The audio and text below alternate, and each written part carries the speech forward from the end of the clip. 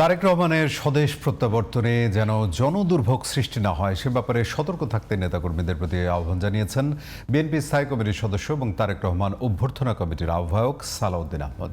বুধবার বিএনপি চেয়ারপারসনের গুলশান কার্যালয়ে এক সংবাদ সম্মেলনে এই আহ্বান জানান তিনি। এ সময় 25, 26 ও 27 ডিসেম্বর তারেক রহমানের কর্মসূচির বিস্তারিত তুলে ধরেন বিএনপির অন্যতম এই নীতি নির্ধারক মাহি হাসান। জানাচ্ছেন আরও বিস্তারিত। বিএনপির ভারপ্রাপ্ত চেয়ারম্যান তারেক রহমানের স্বদেশ প্রত্যাবর্তনের সার্বিক পরিস্থিতি নিয়ে বুধবার দুপুরে চেয়ারপারসনের গুলশান কার্যালয়ে সংবাদ সম্মেলন করেন দলের স্থায়ী কমিটির সদস্য সালাউদ্দিন আহমদ।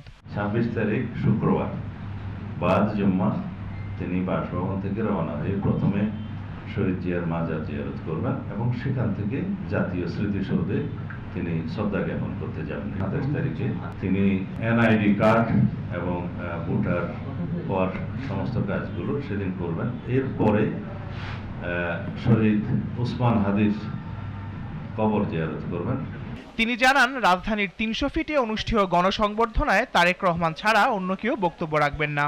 সেখানে সংক্ষিপ্ত বক্তব্য শেষে তার মা বিএনপি চেয়ারপারসন বেগম খালেদা জিয়াকে দেখতে এবার কেয়ার হাসপাতালে যাবেন বিএনপির ভারপ্রাপ্ত চেয়ারম্যান। বিমানবন্দর থেকে তিনি চিকিৎসাধীন দেশনেত্রীর শয্যা পাশে অবস্থানের জন্য এবার কেয়ার হাসপাতালে যাবেন।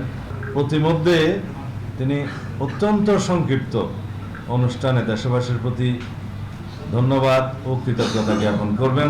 শৃঙ্খলার সঙ্গে এই আয়োজন সফল করতে নেতাকর্মীদের প্রতি আহ্বান জানান বিএনপির অন্যতম এই নীতি নির্ধারক। একই সাথে অনিচ্ছাকৃত জনদুর্ভোগের জন্য নগরবাসীর কাছে আগাম দুঃখ প্রকাশ করেন তিনি। জনদুর্ভোগ পরিহার করতে তিনি সরকারি ছুটির দিনকে তার প্রত্যাবর্তনের দিন হিসেবে নির্ধারণ করেছেন।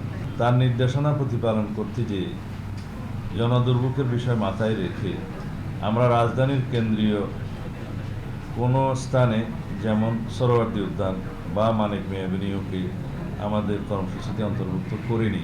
36 জুলাই মহাসড়কের শুধুমাত্র এক পাশের সার্ভিস লেনকে অতি সংক্ষিপ্ত এক গণ-অভ্যর্থনা হিসাবে নির্ধারণ করেছে। এদিকে তারেক রহমানের আগমন উপলক্ষে সিলেট ওসমানী আন্তর্জাতিক বিমানবন্দরে নেতাকর্মীদের ভিড় না করার নির্দেশ দিয়েছে বিএনপি চেয়ারপারসনের গুলশান কার্যালয়ে অপর এক সংবাদ সম্মেলনে দলের পক্ষে এই নির্দেশনা দেন সিনিয়র যুগ্ম মহাসচিব রুহুল কবির রিজভী।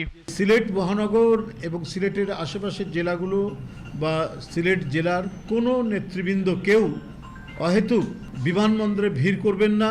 Mahi Hasan, GTV news, Dhaka.